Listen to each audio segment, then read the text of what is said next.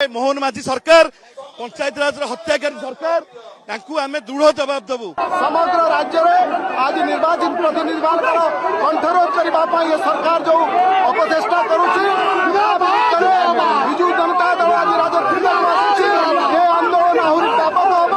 पंचायत राज को दुर्बल कले केबे ओडिशावासी क्षमा देबे नहीं। पंचायत राज सबल कर दुर्बल करना। एब्सोल्यूट पावर से दिया जावा दरकार। Financial power financial decision panchayat स्तर ही से नेबे।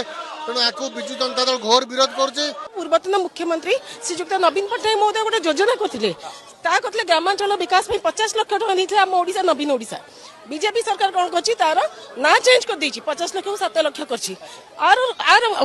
कौन उद्देश्य कौन केवल तांकर जो नेतृवृंद अच्छा कर्मी मैंने अच्छा लाभ देवाई जो पंचायत स्तर प्रतिनिधि मान प्रताड़ित कराई उपेक्षित कराई तार प्रतिवाद आज आंदोलन आपको प्रत्याहार करंतु नहले ये खाली ट्रेलर आगु फिल्म देखिबे एवं ये जो आज देखुचंती आज ये सांकेतिक कार्यक्रम आगु को सुनामी आसीबो। ए लड़ाई जारी रहिबो नवीन बाबू का नेतृत्व रे। ए माड़ ए रक्त हमको किछि फरक पड़िबनी।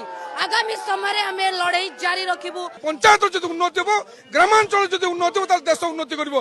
किंतु आज भारतीय जनता पार्टी सारा देश को गोटे दुख मुख ठेली देछि। गणतंत्र को जी हत्या करिवो तार ए राष्ट्र रे ए देश रे ओडिसा रे रहिबार तांकर क्षमता नाही। से माने पीसी खाइबा पई निज कर्मी को पॉकेट भरिबा पई एहा सब उद्देश्य करूचंती। एहा चलिबो नाही। आपण जो आज आक्रोश देखुचंती आगामी दिन रे तार डबल आक्रोश हबो। पंचायत स्तर रो जिला स्तर पर्यंत जो पंचायत राज व्यवस्था होची तांको संपूर्ण भाव में नष्ट करबा चाहूची। किंतु ओडिशावासी केबे क्षमा देबे नहीं। एक गणतंत्र हत्याकारी को जवाब देबे।